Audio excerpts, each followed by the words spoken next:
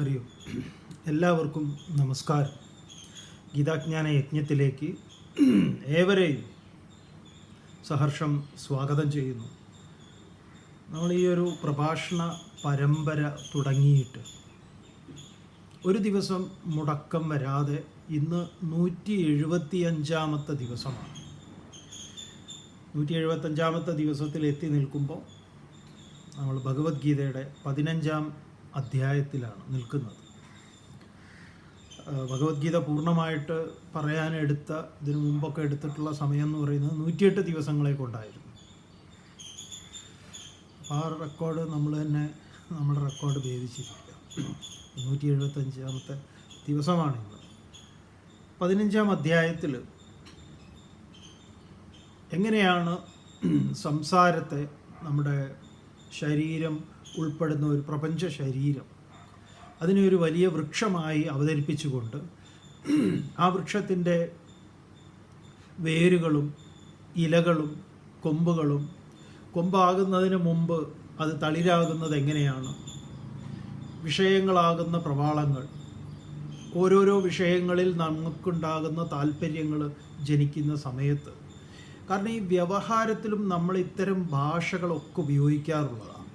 നമ്മൾ പറയാറുണ്ടല്ലോ, അത് പ്രേമം പൂവിട്ടു, അല്ലെങ്കിൽ തളിരിട്ടു, തളിർത്തു, കിളിർത്തു, ഇങ്ങനെയുള്ള ഓരോരോ കാര്യങ്ങൾ, പച്ച പിടിച്ചു, ഇങ്ങനെയുണ്ട് ബിസിനസ്സൊക്കെ, പതുക്കെ പച്ച പിടിച്ച് വരുന്നുണ്ട് എന്നൊക്കെ നമ്മൾ ഉപയോഗിക്കാറുള്ളതാണ്. ചെറുതായിട്ട് തളിരിടുന്നുണ്ട്, മൊട്ടിട്ടു. അപ്പോൾ അതൊക്കെ സൂചിപ്പിക്കുന്നത് എന്താണ്? അതുപോലെ ഇവിടെ പറയുന്നതാണ് ഈ കാര്യങ്ങളൊക്കെ. അപ്പോൾ വിഷയങ്ങളാകുന്ന തളിരുകൾ പിന്നീട് രൂഢമൂലമായിട്ടുള്ള കൊമ്പുകളായി മാറും. അങ്ങനെ കർമ്മങ്ങളാകുന്ന വേരുകൾ ഇതിങ്ങനെ അങ്ങോട്ടും ഇങ്ങോട്ടുമൊക്കെ ഇഴചേർന്ന് ഈ സംസാരമാകുന്ന വൃക്ഷത്തെ അങ്ങനെ ബലപ്പെടുത്തിയിരിക്കുക. അർജുന, ഈ വൃക്ഷത്തെ വെട്ടി വീഴ്ത്തണം, അതിനായിട്ട് ഞാൻ നിനക്കൊരായുധം തരും. എന്താണത്? അസംഗശസ്ത്രേണ ദൃഢേന ചിത്വ. സംഘമില്ലായ്മയാകുന്ന വാളുകൊണ്ട് നീ ഇതിനെ അറുത്ത് വീഴ്ത്തണം. എന്നിട്ടോ ഏതൊരു പദത്തിലെത്തിയാൽ തിരിച്ചുവരവില്ലയോ, യത് ഗത്വാ ന നിവർത്തന്തെ തദ്ധാമ പരമം മമ. എൻ്റെ ആ പരമമായ ധാമത്തിലേക്ക് നീ വരും. അതിന് ഭഗവത്പാദർ, ശങ്കര ഭഗവത്പാദരുടെ ഭാഷ്യത്തിൽ അവതരിപ്പിച്ച ദൃഷ്ടാന്തങ്ങളൊക്കെ നമ്മൾ കണ്ടു. എങ്ങനെയാണ് ചെറിയ ഒരു വയലിലോ നമ്മുടെ ഏതെങ്കിലുമൊക്കെ ഭൂപ്രദേശത്ത് ചെറിയൊരു ജലം നിൽക്കുന്നത്, ഒരു കുഴിയാകാം.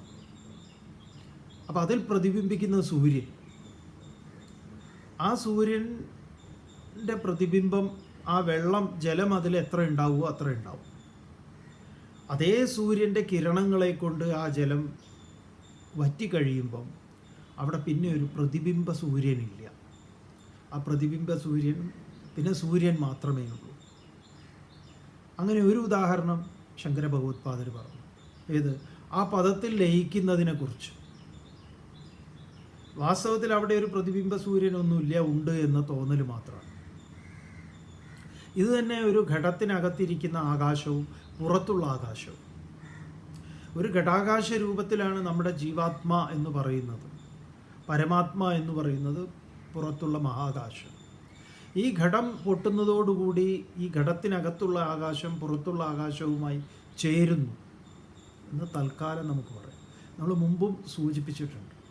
മരണാനന്തര ചടങ്ങുകൾ ചെയ്യുന്ന സമയത്ത്, ചിതയ്ക്ക് തീ കൊടുക്കുന്ന സമയത്ത് ഇങ്ങനെ 3 സുഷിരങ്ങൾ കുടത്തിനിടും.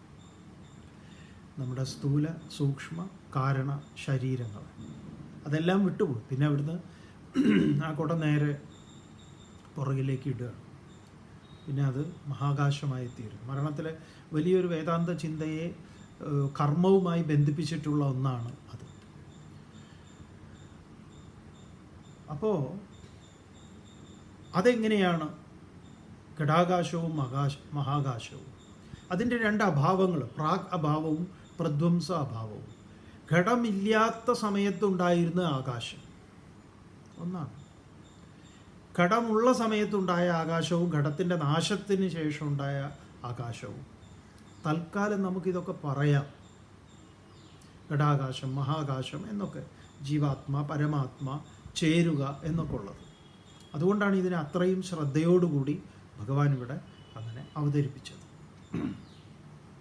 തുടർന്ന് ഭഗവാൻ പറഞ്ഞു, മമൈവാംശോ ജീവലോകേ ജീവഭൂത സനാതന മനഃഷ്ടാനി ഇന്ദ്രിയാണി പ്രകൃതിസ്ഥാനി കർഷതി. മമ സനാതന അംശ, എൻ്റെ പരമാത്മാവായിട്ടുള്ള എൻ്റെ സനാതനമായിട്ടുള്ള, ഒരഴിവുമില്ലാത്ത, നാശമില്ലാത്ത ഈ സനാതനം എന്നൊക്കെ വാക്ക് ഇന്ന് നമ്മൾ ഏറെ ചർച്ചയും വിവാദവും ഒക്കെ ഉണ്ടായിട്ടുള്ള സനാതനമാണ്. പല സനാതനങ്ങളുണ്ട്. ഒന്നെന്താണിപ്പോൾ തമിഴ്നാട്ടിലൊക്കെ വലിയ വിവാദം ഉണ്ടായിട്ടുള്ള സ്റ്റാലിൻ്റെ മകനോ ഒക്കെ വിമർശിക്കുന്ന ഒരു സനാതനമുണ്ട്. അതെന്താണെന്ന് പറഞ്ഞാൽ അതൊരു ഗ്രൂപ്പ് ആളുകളാണ്, സനാതനികൾ എന്ന് പറയും. അവർ ഈ പറഞ്ഞ ജാത്യാചാരം, കുലാചാരം, തൊട്ടുകൂടായ്മ, തീണ്ടിക്കൂടായ്മ, ഇങ്ങനെയുള്ള ജാതീയമായ വേർതിരിവുകളെ, മനുഷ്യൻ്റെ വേർതിരിവുകളെ അവിടെ ഈ നാട്ടിലിങ്ങനെ എസ്റ്റാബ്ലിഷ് ചെയ്യാൻ ശ്രമിക്കുന്ന ഒരു ഗ്രൂപ്പാണ്. അങ്ങനെ പല നല്ല പേരുകൾ ഇട്ടിട്ടുള്ള പല ഗ്രൂപ്പുകൾ നമ്മുടെ നാട്ടിലുമുണ്ട്. അതിനൊക്കെ ഇപ്പോൾ സാക്ഷാൽ ഇതുമായിട്ട് സനാതനവുമായിട്ട് ബന്ധമുണ്ടോ? ഒരു ബന്ധവുമില്ല. അപ്പോൾ അതിനെ ആരെങ്കിലും വിമർശിച്ചാൽ അത് സനാതനത്തിനെ വിമർശിക്കുന്നു എന്നാവും. രണ്ടാണെന്ന് നിങ്ങൾ മനസ്സിലാക്കണം. അതാണ് ഇന്ന് ഈ നാട്ടിൽ ഇങ്ങനെ ഒരു ഈ കുഴഞ്ഞു മറിഞ്ഞു കിടക്കുന്ന ഒരവസ്ഥയാണ്. മറ്റേ സനാതനം എന്താ, ഭഗവത്ഗീത പറയുന്നുണ്ട് സനാതനം. അതാരാലും എന്താ പറയുക, ഒന്നും ചെയ്യാൻ പറ്റുന്നതുള്ളതല്ല, നശിപ്പിക്കാൻ പറ്റുന്ന, നാശമില്ലാത്തതാണ് ഈ സനാതനം എന്ന് പറയുന്നത് തന്നെ. ഗീതയിൽ ഏറ്റവും കൂടുതൽ വാക്ക് ഉപയോഗിച്ചിട്ടുള്ള സനാതനം. യോഗം എന്നൊക്കെ പറഞ്ഞാൽ യോഗ എന്ന് പറഞ്ഞ് നമ്മൾ മനസ്സിലാക്കി വെച്ചിരിക്കുക. അത് നമ്മുടെ ഒരു യോഗം, അല്ലാതെ എന്താ പറയുക. സനാതനം എന്താണ്? അച്ഛേദ്യോയം അദാഹ്യോയം അക്ലേദ്യോ ശോഷ്യ ഏവച്ച നിത്യ സർവഗതസ്ഥാണു അചലോയം സനാതനം. ഈ പറഞ്ഞതൊക്കെയാണ് സനാതനം. അച്ഛേദ്യം, ഛേദിക്കാൻ പറ്റാത്തത്, അദാഹ്യം, ദഹിപ്പിക്കാൻ പറ്റാത്തത്, അക്ലേദ്യം, കുതിർക്കാൻ പറ്റാത്തത്, ഈ പഞ്ചമഹാഭൂതങ്ങളെ കൊണ്ട് ഒന്നും ചെയ്യാൻ സാധിക്കാത്തത്, നിത്യ സർവഗത, അത് എന്നും ഉള്ളതാണ്, എല്ലായിടത്തും ഉള്ളതാണ്, ഇളക്കമില്ലാത്തതാണ്. അതാണ് സനാതനം. അങ്ങനെയുള്ള മമ സനാതന അംശ. അപ്പം ഇത് രണ്ടാണ്. നമ്മളീ പറയുന്ന പലതും എല്ലാം ഒന്നും എണ്ണി നമ്മൾ പറയുന്നില്ല. നിങ്ങൾക്കത് മനസ്സിലാക്കാനുള്ള വിവേകം നമുക്കുണ്ടാവും. അപ്പോൾ ആരെങ്കിലും എന്തിനെങ്കിലും വിമർശിക്കുന്നുണ്ടെങ്കിൽ അതേ നമ്മൾ വിമർശിക്കാറുണ്ട് ഇത്തരം പല കാര്യങ്ങളെ. അതിൻ്റെ അർത്ഥം എന്ന് പറഞ്ഞാൽ അതുകൊണ്ടാണ് നമ്മൾ ഹിന്ദു വിരുദ്ധൻ എന്ന് പറയുന്നത്. ഈ ഹിന്ദു സനാതന ധർമ്മത്തിൻ്റെ അക്കൗണ്ടിൽ കാണിക്കുന്ന തോന്നിവാസത്തിന് നമ്മൾ അതിനെ ഗ്ലോറിഫൈ ചെയ്യേണ്ട കാര്യമൊന്നുമില്ല. ഈ വേഷട്ടവർ ഗ്ലോറിഫൈ ചെയ്യുന്നുണ്ടാവും, അത് നമ്മുടെ ധർമ്മമല്ല. ധർമ്മവുമായി പുലബന്ധമില്ലാത്തത് ധർമ്മമല്ല, സനാതന ധർമ്മമല്ല എന്ന് പറയാൻ നമ്മൾ പറയും, എന്നും പറയും, നാളെയും പറയും. അതുകൊണ്ട് നിങ്ങൾ ഇണങ്ങിയതുകൊണ്ടോ നമുക്ക് പ്രത്യേകിച്ചൊന്നുമില്ല. നമ്മൾ പറയുന്നത് എന്താന്ന് പറഞ്ഞാൽ ഈ ധർമ്മം പറയുന്നു, അത്രയേ ഉള്ളൂ. ഈ പറയുന്ന നിങ്ങളീ പറയുന്ന ഏടാകൂടങ്ങളൊക്കെ ഉണ്ടാകുന്നതിന് മുമ്പുള്ള ധർമ്മമാണിത്.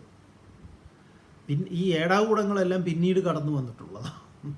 അതുകൊണ്ട് ഈ ഏടാകൂടങ്ങളെ പരിരക്ഷിക്കുന്ന ഉത്തരവാദിത്വം നമുക്കില്ല. നമ്മുടെ ഉത്തരവാദിത്വം ഈ ഋഷിധർമ്മം നമ്മൾ നന്നായിട്ട് ഇത് മനസ്സിലാക്കുക, അത്രയേ ഉള്ളൂ. അതുകൊണ്ട് മമ സനാതന അംശ, എൻ്റെ സനാതനമായിട്ടുള്ള അംശം. ജീവഭൂത ജീവലോകേ, ഈ ലോകത്തിൽ ജീവലോകത്തിൽ ജീവനായി തീർന്നിട്ട് എന്തു ചെയ്യുന്നു? പ്രകൃതിസ്ഥാനി മനഃഷ്ടാനി, പ്രകൃതിസ്ഥങ്ങളായിട്ടുള്ള, നമ്മൾ പറഞ്ഞു പ്രകൃതി എന്ന് കേൾക്കുമ്പോൾ തന്നെ സത്വം, രജസ്, തമസ്, അതിൽ നിന്ന് ജന്യങ്ങളായിട്ടുള്ള മനഃഷ്ടാനി, മനസ്സും ഉൾപ്പെടുന്ന 5 ജ്ഞാനേന്ദ്രിയങ്ങൾ, മനസ്സും കൂടെ ചേരുമ്പോൾ 6 ഇന്ദ്രിയങ്ങളായി. ഏകാദശം പറയുമ്പോൾ കർമ്മേന്ദ്രിയങ്ങളും കൂടെ ചേരുമ്പോൾ 11 ഇന്ദ്രിയങ്ങളായി. അവിടെ വാക്ക്, പാണി, പാത, പായു, ഉപസ്ഥം, അപ്പോൾ ദശേന്ദ്രിയങ്ങളാണ്. ഏകാദശാവുമ്പോൾ 11ആയി, മനസ്സുമായി. ബുദ്ധിയാവുമ്പോൾ 12 ബോധമാവുമ്പോൾ 13 അങ്ങനെ അങ്ങനെ അങ്ങനെ കൂടും കുറയും. അപ്പോൾ ഇവിടെ മനഃഷ്ടാനി ഇന്ദ്രിയാണി കർഷതി, നമ്മൾ വിസ്തരിച്ച് കണ്ടതാണ്. എന്താണ് രഥകൽപ്പനയിലൂടെ കർഷതി എന്ന് പറഞ്ഞു കഴിഞ്ഞാൽ അതെല്ലാം നമ്മളെ ഇങ്ങനെ വലിച്ചിഴച്ച് കൊണ്ടുപോകും. ഇങ്ങനെ വലിച്ചിഴച്ച് കൊണ്ടുപോകുകയും ഈ തളിരിട്ട് അത് കൊമ്പായി ഇങ്ങനെയൊക്കെ ആകുന്നതും എന്താണ് പിന്നീട് സംഭവിക്കുന്നത്? വളരെ പ്രധാനപ്പെട്ട ഭാഗങ്ങൾ ചർച്ച ചെയ്യുകയാണ്. ഭഗവാൻ തുടർന്ന് പറയുന്നു 8ാമത്തെ ശ്ലോകത്തിൽ, ശരീരം യദവാപ്നോതി യച്ഛാപ്യുത്ക്രാമതീശ്വരഃ ഗൃഹീത്വൈതാനി സംയാതി വായുർഗന്ധാനി വാശയാത്. വീണ്ടും ഇവിടെ ജന്മത്തിൻ്റെ, നമ്മളെങ്ങനെയാണ് പുതിയ ജന്മങ്ങളെ സ്വീകരിക്കുന്നതിന് നമ്മൾ ഇത് ഓരോന്ന് കളക്ട് ചെയ്യുന്നത് എന്നുള്ളതിൻ്റെ ഒരു നല്ലൊരു ഉദാഹരണം സഹിതം പറയുകയാണ്. ശരീരം യത് അവാപ്നോതി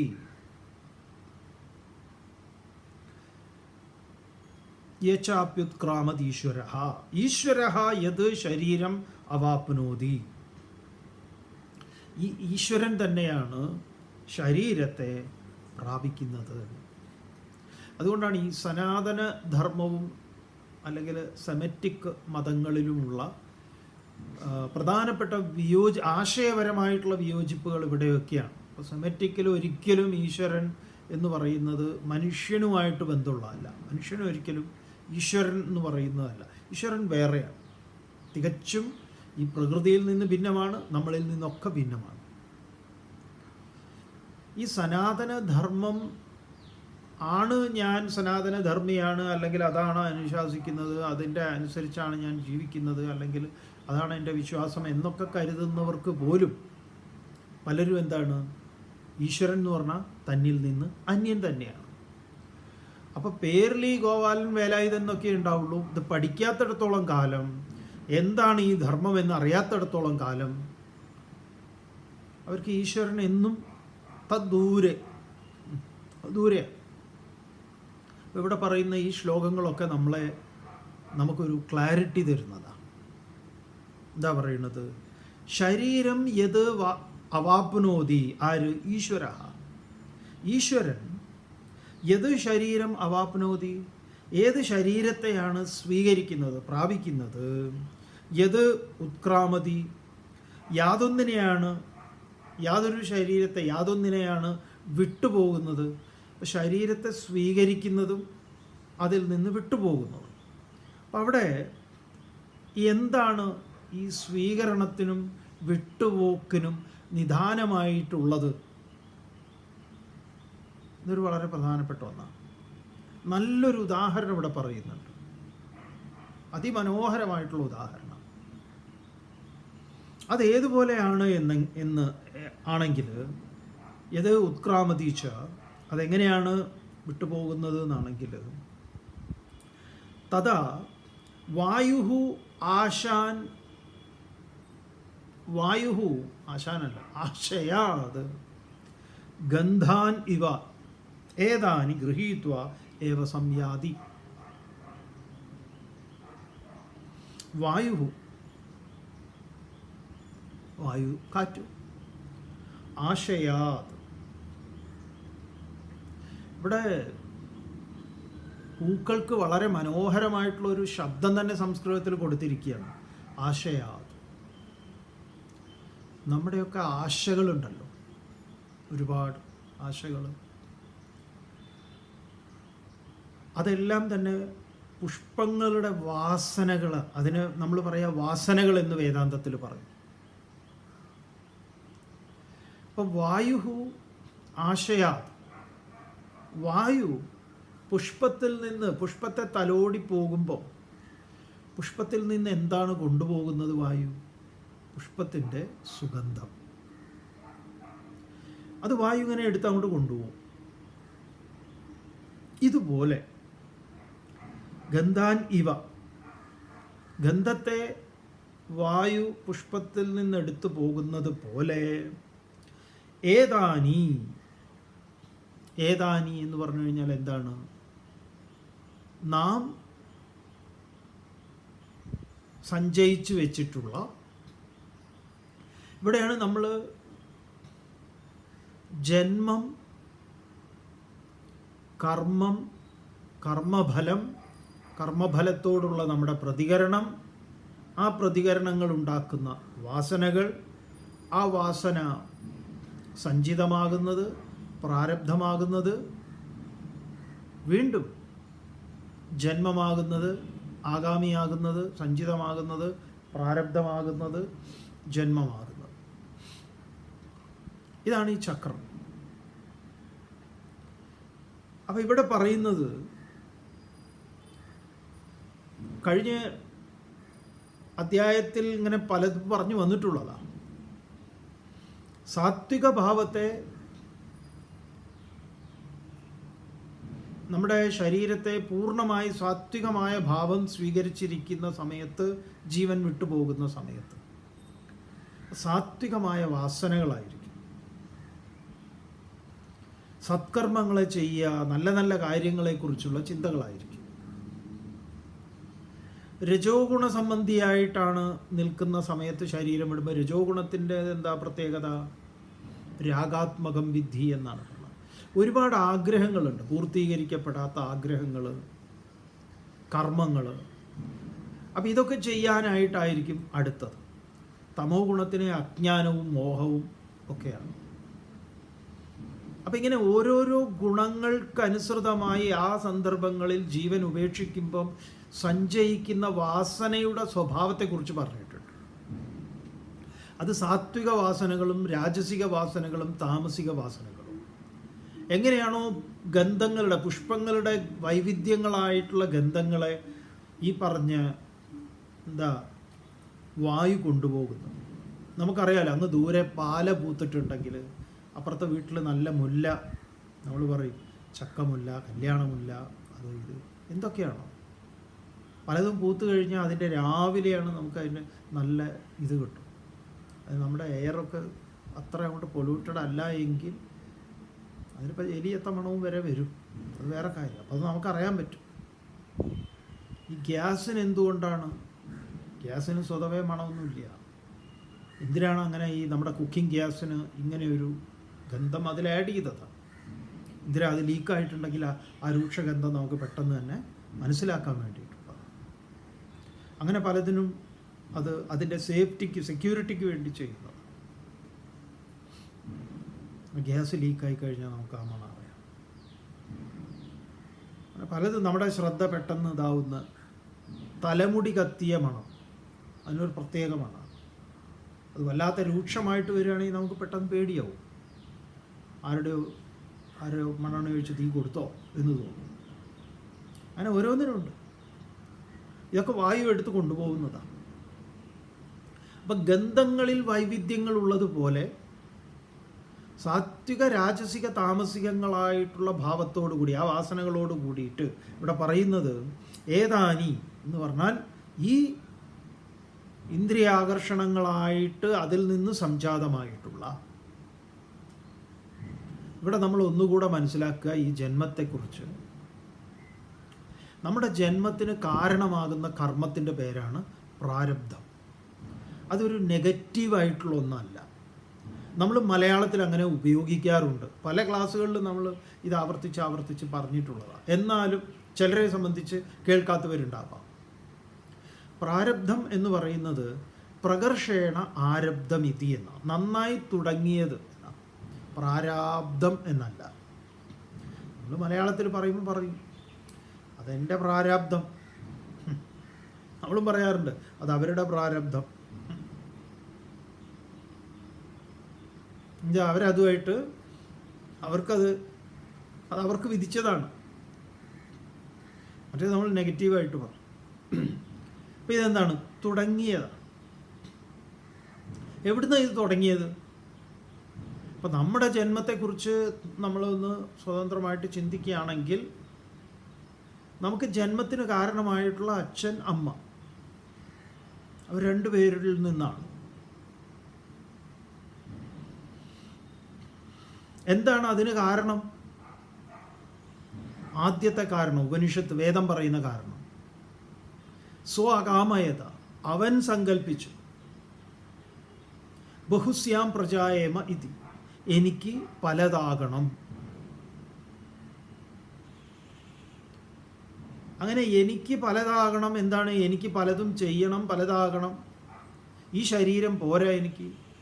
ഈ ശരീരത്തിന് വരുന്ന വൃദ്ധിക്ഷയങ്ങളെയൊക്കെ അതിജീവിക്കാൻ വേണ്ടി ഞാൻ ഈ ശരീരത്തെ നിലനിർത്താൻ എന്നാൽ കഴിയുന്നതൊക്കെ ചെയ്യും. ശരീരം എളുപ്പത്തിൽ തട്ടിപ്പോണതും ചെയ്യുന്നുണ്ട്. അത് ഇന്ദ്രിയങ്ങൾക്ക് വശപ്പെട്ടിട്ടാണ്. അപ്പം എന്തെങ്കിലും ആവട്ടെ, ഇവിടെ ജനിച്ചു. അപ്പം ഈ ജന്മത്തിന് കാരണമായിട്ടുള്ള ഒരു കർമ്മത്തിൻ്റെ പേരാണ് പ്രാരബ്ധം എന്ന് പറയുന്നത്. ഈ പ്രാരബ്ധം എങ്ങനെയാണ് ഉണ്ടാവുന്നതെന്ന് പറയണമെങ്കിൽ ഈ ജന്മത്തിൽ നിന്ന് തുടങ്ങണം. അപ്പം ഈ ജന്മത്തിൽ നമ്മൾ ഈ പറഞ്ഞതുപോലെ സത്വരജ തമോ ഗുണങ്ങൾക്കനുസൃതമായി നമ്മൾ ഈ ലോകം നമ്മളെ ഈ പറഞ്ഞ തൊട്ട് മുമ്പ് ശ്ലോകത്തിൽ ഭഗവാൻ പറഞ്ഞ ഇന്ദ്രിയങ്ങളൊക്കെ നമ്മളെ വലിച്ചു കൊണ്ടുപോകും. എവിടേക്ക്? ശബ്ദത്തിൻ്റെ ലോകത്തിൽ, സ്പർശത്തിൻ്റെ, രസത്തിൻ്റെ, ഗന്ധത്തിൻ്റെ, ഇങ്ങനെ ശബ്ദസ്പർശ രസരൂപഗന്ധാദികൾ ആകുന്ന ലോകം. ലോകം എന്ന് പറഞ്ഞാൽ ഇത്രയേ ഉള്ളൂ. ഈ 5 വിഷയങ്ങളാണ്. കാണുക, കേൾക്കുക, രുചിക്കുക, സ്പർശിക്കുക, ഘ്രാണിക്കുക. ഇത്ര തന്നെ, വേറൊന്നുമില്ല. അപ്പം ഈ പ്രപഞ്ചത്തിൽ ഇങ്ങനെ നമ്മൾ ഇതൊക്കെ ചെയ്തുകൊണ്ട് കണ്ണും കാതും മൂക്കും നാക്കും തൊക്കും കൊണ്ട് ഈ ചെയ്യുന്നതൊക്കെ നമ്മൾ ഇതിനോട് ഇത് നമുക്ക് പ്രദാനം ചെയ്യുന്നതാണ് ഇഷ്ടവും അനിഷ്ടവും. ഈ 2 വിധത്തിലാണ് നമ്മൾ ഈ മരത്തിൻ്റെ പഴത്തെക്കുറിച്ച് പറഞ്ഞു. ദ്വിഫലാനി, 2 പഴങ്ങളാണ്. എന്താണത്? സുഖം, ദുഃഖം, ദ്വന്ദ്വങ്ങൾ എന്ന് പറയും, വിപരീതങ്ങൾ. അപ്പം ഈ ദ്വന്ദ്വങ്ങളോട് നമ്മൾ പ്രതികരിക്കുന്നുണ്ട്. ആ പ്രതികരണം എങ്ങനെയാണ്? സുഖത്തിനോട് അനുകൂലം, ദുഃഖത്തിനോട് പ്രതികൂലം. ഇങ്ങനെ ഈ അനുകൂലമായും പ്രതികൂലമായും നമ്മൾ പ്രതികരിക്കുമ്പോൾ നമ്മുടെ ഉള്ളിലുണ്ടാക്കുന്ന ഒരു സംസ്കാരമുണ്ട്. ഒരിക്കൽ നമ്മൾ അതിനോട് പ്രതികരിച്ചു, പിന്നെ അതിനെ വീണ്ടും കാണുമ്പോൾ നമുക്ക് ഉടനെ വരും എങ്ങനെ പ്രതികരിക്കണം. അങ്ങനെ ഈ അനുകൂല പ്രതികൂല പ്രതികരണങ്ങൾ നമ്മളിൽ ഉണ്ടാക്കുക, നമ്മളിൽ ഇങ്ങനെ സഞ്ചയിക്കുകയാണ്. അപ്പം ഈ നമ്മുടെ മുന്നിലേക്ക് വരുന്ന കർമ്മങ്ങളെയാണ് ഈ ആഗാമി കർമ്മങ്ങൾ എന്ന് പറയുക. അത് അനുസ്യൂതം വന്നുകൊണ്ടിരിക്കും. നമ്മൾ അതിനോട് അനുസ്യൂതം പ്രതികരിച്ചു കൊണ്ടിരിക്കും, ഈ അനുകൂല പ്രതികൂലങ്ങളായിട്ട്. അപ്പം ഈ ആഗാമി കർമ്മങ്ങൾ നമ്മൾ ഇഷ്ടവും അനിഷ്ടവുമാക്കി വയ്ക്കുന്ന അതിനെയൊക്കെ അതിങ്ങനെ സഞ്ചയിക്കും. അത് ഫിക്സഡ് ഡെപ്പോസിറ്റ് ആയിട്ട് വരും. മറ്റേതിങ്ങനെ കറണ്ട് അക്കൗണ്ടാണ്. അപ്പോൾ ഫിക്സഡ് ആകുമ്പോഴോ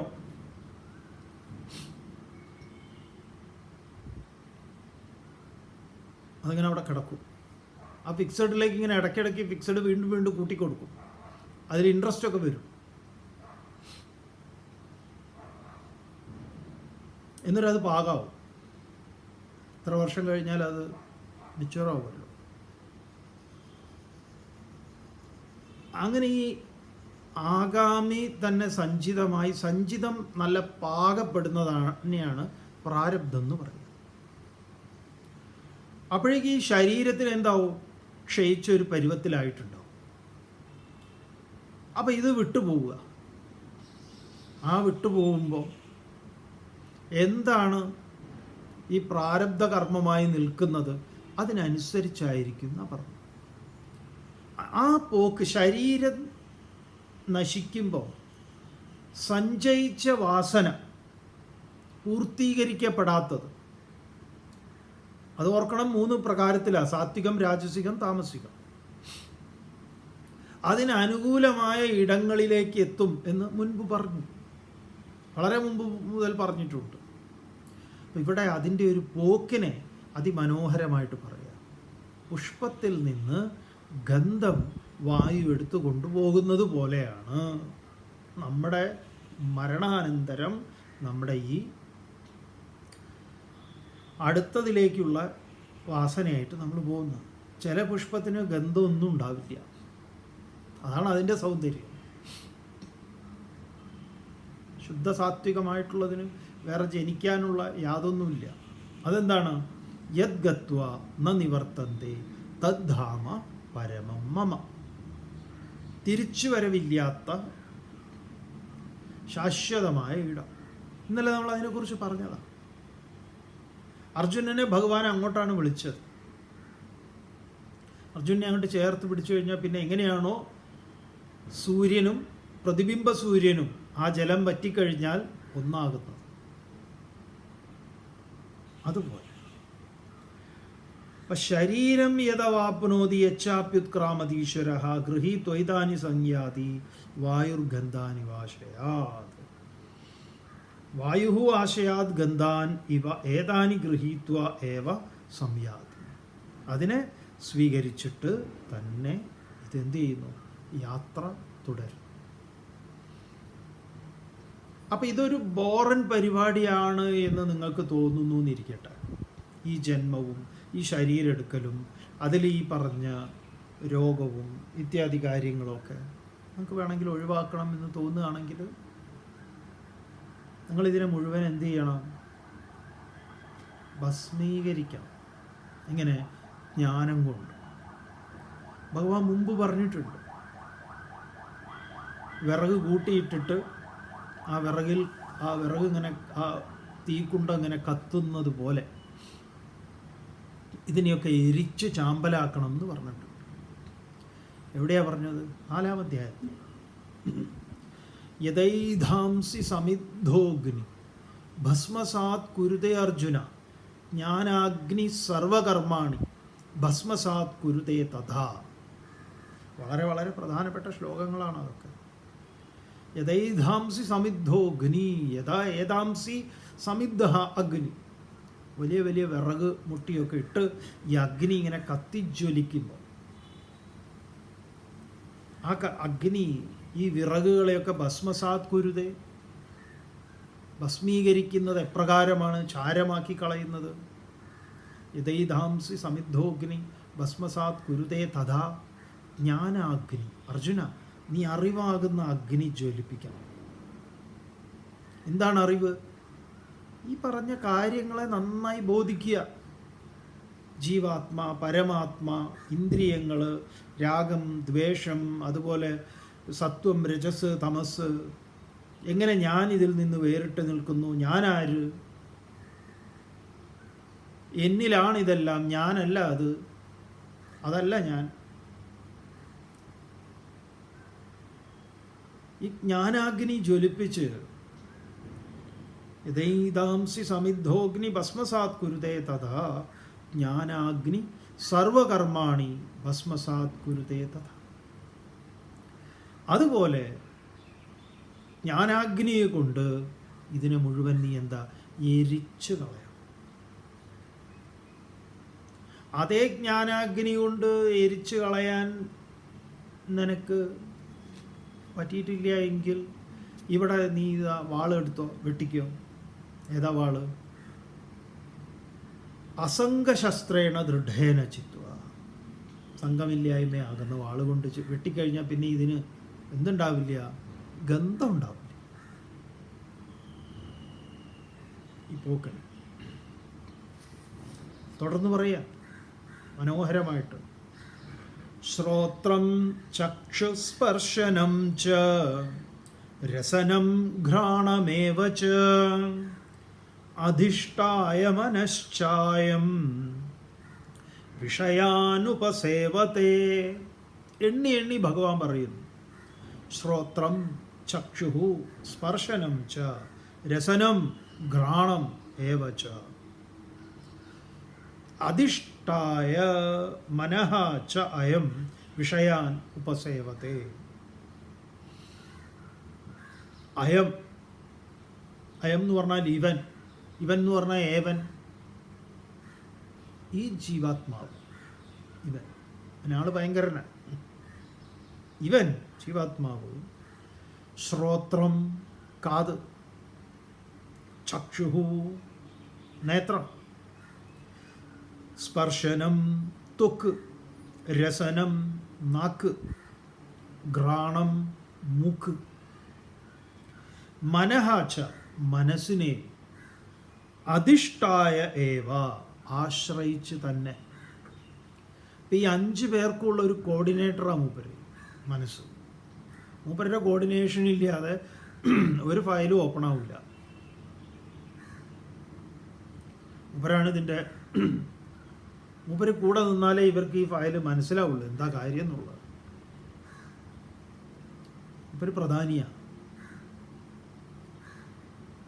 അപ്പം 5 ഇന്ദ്രിയങ്ങളും മനസ്സും അതിനെ അധിഷ്ഠാനമാക്കിക്കൊണ്ട് അധിഷ്ഠായ ഏവ വിഷയാൻ ഉപസേവതേ, വിഷയങ്ങളെ സേവിക്കുന്നു. ഉപസേവതേ, അടുത്ത്, വളരെ നന്നായി അടുത്തിരുന്ന് ഇതിനെയൊക്കെ അറിയുന്നു.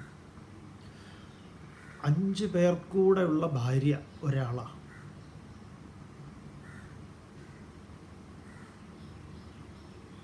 ഒരാളുടെ കൂടെ ശയിക്കുമ്പം മറ്റൊരാൾക്ക് എന്തില്ല, അനുവാദമില്ല. അനുവാദം ഉണ്ടാവരുത്. പലപ്പോഴും നമ്മൾ ഒരാളോട് ഒരു കാര്യം പറയുമ്പോൾ അയാൾ വേറെ ഓരോ കാര്യങ്ങളാണ് ശ്രദ്ധിക്കുന്നത്, അതാണ്, അല്ലെങ്കിൽ അയാളുടെ അറ്റൻഷൻ നമുക്ക് കിട്ടുന്നില്ലെങ്കിൽ നമ്മൾ പറയില്ലേ, മതി ഞാൻ പറയുന്നില്ല, നിങ്ങൾക്കൊരു ശ്രദ്ധയില്ല, നിങ്ങൾ വേറെ എന്തൊക്കെയോ ഒരു ഇതാണ്. ആ ശരി, അപ്പോൾ അത് തന്നെ പറഞ്ഞ ഓർമ്മയില്ല എന്താ. അപ്പം ഇത് 5 പേര് കൂടി ഒരാളെ കല്യാണം കഴിച്ചു എന്ന് പറഞ്ഞു കഴിഞ്ഞാൽ ഇവർ 5 പേരാണ്, ഒരു 5 പേരുടെ ഭാര്യയാണ്. ഇത് മര്യാദയ്ക്ക് മനസ്സിലാവാതെ നിങ്ങൾ 5 കല്യാണം കഴിച്ച കാര്യമാണ് പറയുന്നതെങ്കിലൊക്കെ, അങ്ങനെ ഇവർക്ക് 5 ഭാര്യമാരുണ്ട്, 5 പേർക്കൊരു ഭാര്യയുണ്ട്. 5 ഭാര്യയല്ല, 5 പേർക്ക് കൂടി ഒരു ഭാര്യ, മനസ്സാകുന്ന ഭാര്യ. കണ്ണ് കാണുന്ന സമയത്ത് അവൻ്റെ കൂടെ, മണക്കുന്ന സമയത്ത് അതിൻ്റെ കൂടെ, രുചിക്കുന്ന സമയത്ത് അതിൻ്റെ കൂടെ, അങ്ങനെ ഓരോന്നിൻ്റെ കൂടെ ആയിരിക്കണം. അതാണ് ഒരു ഡീല്. ഡ്രൈവ് ചെയ്യുമ്പോൾ മൊബൈൽ ഫോൺ ഉപയോഗിക്കരുതെന്ന് പറയുന്നത് അതുകൊണ്ടാണ്. ഡ്രൈവ് ചെയ്യുമ്പോൾ അതിൽ ശ്രദ്ധിക്കുക, എന്ന കാര്യം ചെയ്യുമ്പോൾ അതിൽ ശ്രദ്ധിക്കുക.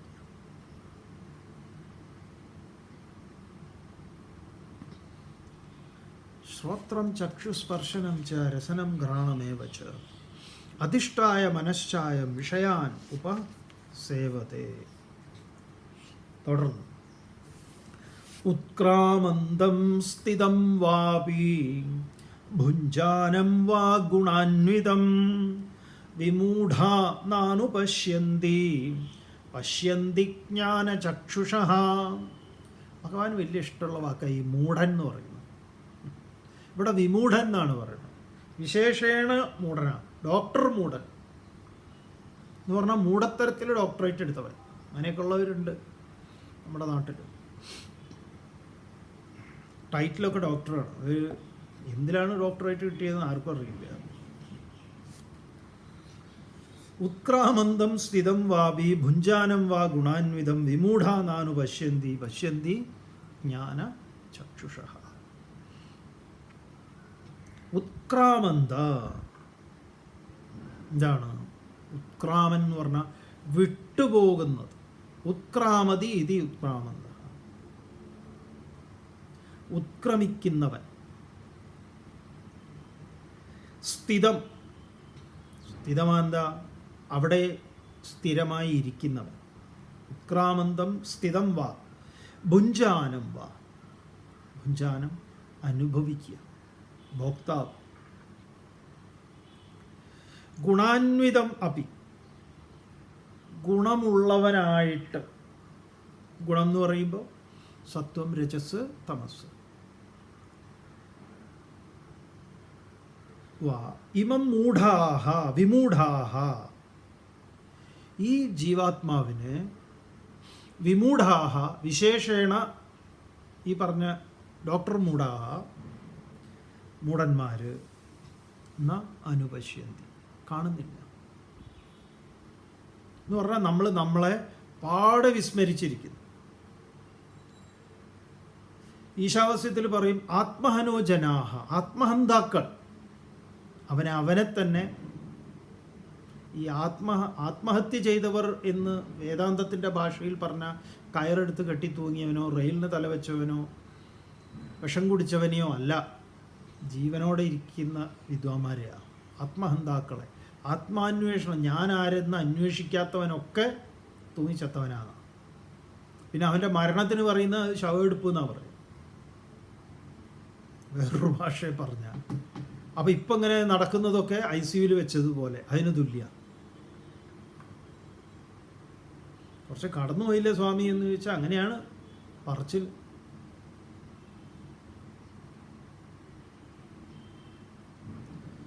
ഈ ശങ്കരാചാര്യർ ഭജഗോവിന്ദത്തിലൊക്കെ എന്ത് കഠിനമായ പ്രയോഗങ്ങളാണ് നടത്തുന്നത്. കാതേ കാന്ത കസ്തേ പുത്ര സംസാരോയം അതീവ വിചിത്ര കസ്യത്വം കുത ആയാത. ഹേ മൂഢ, ആരാ നിന്റെ ഭാര്യ, ആരാ നിന്റെ പുത്രൻ, നീ ആര്? കിം വാതുല, ഹേ വിഡ്ഢി, തവ നാസ്തി നിയന്ത, നിനക്ക് ഒരു നിയന്താവൊന്നും ഇല്ല എന്നാണോ നിന്റെ വിചാരം? ഏത് നേരം കാശുണ്ടാക്കണം എന്നുള്ളൊരു ചിന്ത, പിന്നെ ഭാര്യ കുട്ടികൾ എന്നൊക്കെ പറഞ്ഞിങ്ങനെ നടക്കുക. എന്താ നിന്റെ വിചാരം? എന്താണ് നിന്റെ പരിപാടി? എവിടുന്നാ വരവ്, എങ്ങോട്ടാ പോക്ക്? അങ്ങനെ എന്തെന്ത് കഠിനങ്ങളായ പ്രയോഗങ്ങൾ നടത്തുന്നുണ്ടെന്ന് പറയും. അപ്പോൾ ഇവിടെ ഉത്ക്രാമന്തം സ്ഥിതം ഭുഞ്ചാനം വാ ഗുണാന്വിതം അഭി ഇമം, ഇതിനെ വിമൂഢാഹ ന അനുപശ്യന്തി, മൂഢന്മാർ മനസ്സിലാക്കുന്നില്ല. നമ്മളിൽ തന്നെ, നമ്മളിൽ ഓരോരുത്തരിലും ഈ ഇതൊക്കെ അനുഭവിച്ചു കൊണ്ടിരിക്കുന്ന അതിന് അങ്ങനെ ഒരാളുണ്ട്, വിശേഷപ്പെട്ട ഒരു ശക്തി വിശേഷം, ഈ വൈവിധ്യങ്ങളെ മുഴുവൻ നിയന്ത്രിക്കുന്ന ഒരാൾ, പ്രപഞ്ചത്തിൻ്റെ പരമകാരണം തന്നെയാണ് അത്. അതാണ് എന്നിലും ഇരിക്കുന്നതെന്നറിയാത്ത മൂഢന്മാർ, വിശേഷേണയുള്ള മൂഢന്മാർ. അവരുടെ മൂഢത്തരം ചെറുതൊന്നുമല്ല. പക്ഷേ ജ്ഞാനചക്ഷുഷ, ജ്ഞാനനേത്രമുള്ളവർ, മറ്റവർക്ക് അന്ധനാണ്, ഗുരുടനാണ്, ഈ ധൃതരാഷ്ട്രന്മാരാണ്, കാണേണ്ടതിനെ കാണേണ്ട രീതിയിൽ കാണാത്തവർ, മറിച്ച് തൻ്റേതല്ലാത്തതൊക്കെ തൻ്റേതെന്ന് പറയും. ജ്ഞാനചക്ഷുഷ പശ്യന്തി, ജ്ഞാനികൾ അവരതിനെ കാണും. ആ കാണലിനെയാണ് ഈ ധ്രുവൻ്റെ സ്തുതി പറയുന്നത്. ധ്രുവൻ എന്താ പറഞ്ഞത്? യോന്തപ്രവിശ്യ മമ വാചമിമാം പ്രസുപ്താം സഞ്ജീവയത്യഖില ശക്തിധരസ്വധാംന അന്യാംശ്ച ഹസ്തചരണശ്രവണത്വഗാദീൻ പ്രാണാൻ നമോ ഭഗവതേ പുരുഷായ തുഭ്യം. അവനതിനെ കണ്ടവനാണ്, ജ്ഞാനചക്ഷുഷ. എവിടെ നിന്നാണ് എൻ്റെ ഓരോ ഇന്ദ്രിയങ്ങളും പ്രവർത്തിക്കുന്നത്? എൻ്റെ പ്രാണൻ, വാക്ക്, കണ്ണ്, മൂക്ക്, നാക്ക്, ത്വക്ക്, ചെവി, എൻ്റേത് മാത്രമല്ല, ഈ സകലത്തിൻ്റെ അവനെൻ്റെ നമസ്കാരം. അതെങ്ങനെയാണ് കാണുന്നത്? ഈ കണ്ണുകൊണ്ടാണോ? അല്ല, ജ്ഞാനചക്ഷുഷ കൊണ്ട്. ഗീതയിൽ സഞ്ജയൻ എന്ന് പറയുന്നത് അതാണ്. ആ സഞ്ജയനാണ് നമ്മളോട് ഇത് പറഞ്ഞു തരുന്നത്. ജ്ഞാനനേത്രം. ഈ സഞ്ജയനെ മനസ്സിലാവണം, എന്നാലേ ഗീത മനസ്സിലാവുള്ളൂ. നമ്മുടെ വിചാരം അയാളൊരു കാര്യസ്ഥനാണെന്ന്, ഒരു രാജാവിൻ്റെ. രാജാവിന് ചില റാമൂളികളുണ്ടല്ലോ, ഒരു റാമൂളിയല്ല ഇത്. ബാക്കി നമുക്ക് നാളെ ആവാം. ഓം പൂർണ്ണമദഃ പൂർണ്ണമിദം പൂർണ്ണാത് പൂർണ്ണമുദച്യതേ പൂർണ്ണസ്യ പൂർണ്ണമാദായ പൂർണ്ണമേവാവശിഷ്യത്തെ. ഓം ശാന്തി ശാന്തി.